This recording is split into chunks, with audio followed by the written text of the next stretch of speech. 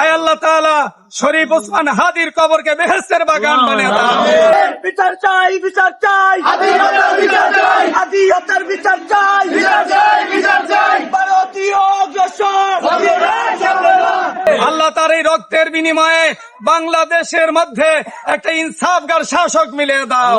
আল্লাহ জুলুম নির্যাতন দমন করে দাও। আল্লাহ অরিজিনাল যারা খুনি আল্লাহ তাদেরকে শনাক্ত করে হাদি হত্যার বিচারটা সঠিকভাবে করার তৌফিক দান। আবরার ফাহাদ আবু সাইদের এই দেশে আয় আল্লাহ হাদির এই দেশে তোমার রহমত নাজিল করে দাও।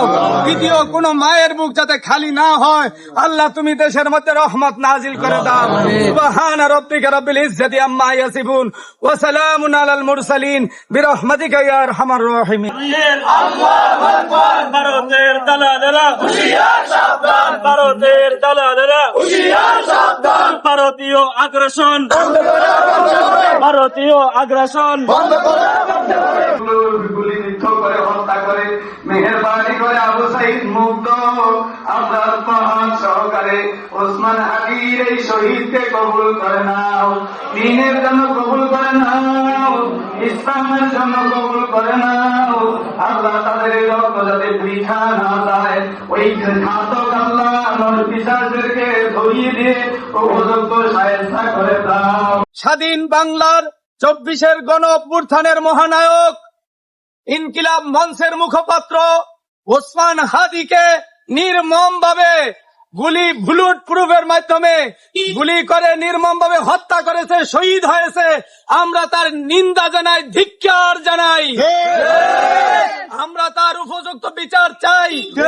খুনিকে অনতিবিলম্বে শনাক্ত করে তাকে ভারত থেকে ধরে এনে দৃষ্টান্তমূলক শাস্তি তাকে জাতির সামনে উলঙ্গ করে দিতে হবে,